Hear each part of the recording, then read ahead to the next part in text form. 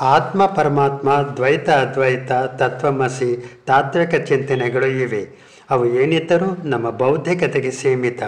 ಅವು ನಮ್ಮ ದಿನದಿನದ ಬದುಕಿನ ಸತ್ಯ ಆಗಿರುವುದೇ ಇಲ್ಲ. ರಾಮಾನುಜರಿಗೆ ಇದರ ಅರಿವು ಇತ್ತು. ಬೌದ್ಧಿಕತೆಯಲ್ಲೇ ಮುಳುಗಿರಬಾರದು. ಕಡೆಗೆ ಅದೇ ಅನುಭವ ಸತ್ಯ ಎಂಬ ಭ್ರಮೆ ಬರುತ್ತದೆ. ಆಗ ಸುತ್ತಣ ಸಮಾಜದ ಕಟು ವಾಸ್ತವ ಕಾಣದು. ಭಿನ್ನತೆಗೆ, ಅದರಲ್ಲಿ ಹುಟ್ಟುವ ನೋವಿಗೆ ಕುರುಡಾಗುತ್ತೇವೆ. ಪ್ರತಿಯೊಂದರ ಭಿನ್ನತೆ ವಿಶಿಷ್ಟತೆಗಳ ಈಗ ಕಣ್ಣಿಗೆ ರಾಚುತ್ತಾ ಇವೆ. ಏಕತೆಗೆ ಅರ್ಥ ಬರಬೇಕಾದರೆ ಭಿನ್ನವಾಗಿರುವ ಒಂದೊಂದನ್ನೂ ಅರಿತು ಕೂಡಿಸಿದರೆ ಮಾತ್ರ ಸಾಧ್ಯ. ಇವೆಲ್ಲ ಒಂದೇ ಎಂದು ಥೇರಿ ಹೊಡೆದರೆ ಏಕತೆ ಏಕೆ ಬೇಕು? ಗೆಡ್ಡವಾಗಿರುವವರು, ಉದ್ದವಾಗಿ ಇರುವವರು ಇದ್ದಾರೆ.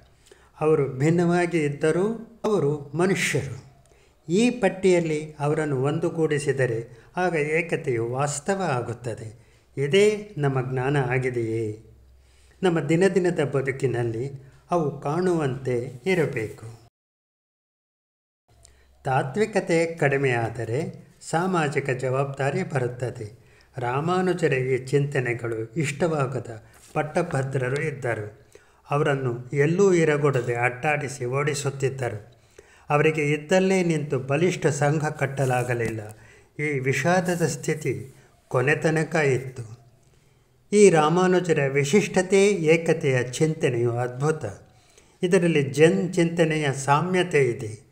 ನಾನು ನೀನು ವಿಶಿಷ್ಟವಾಗಿ ಬೇರೆಯಾಗಿದ್ದೇವೆ. ಹಾಗೆ ಕಂಡರೂ ಅದು ಮನಸ್ಸಿನ ನಿರ್ಮಾಣ, ಶಾಶ್ವತ ಸತ್ಯ ಅಲ್ಲ. ಧ್ಯಾನದ ಮೂಲಕ ಅದನ್ನು ಅನುಭವ ಸತ್ಯ ಮಾಡಿಕೊಳ್ಳಬೇಕು. ಬಿಡುಗಡೆ ಪಡೆಯಲು ಈ ವಿಶಿಷ್ಟ ಅದ್ವೈತ ಬೇಕು. ಈ ಹಿನ್ನೆಲೆಯಲ್ಲಿ ನಾನು ಯಾರೋ ಎಂಬುದನ್ನು ತಿಳಿಯಬೇಕು. ದಿನದಿನದ ಬದುಕಿನಲ್ಲಿ ಇದು ಕಾಣಬೇಕು. ಇಲ್ಲವಾದರೆ ಎಷ್ಟೇ ಥಿಯರಿ ತಿಳಿದಿದ್ದರೂ ನಿರಾಸೆ ಗ್ಯಾರಂಟಿ.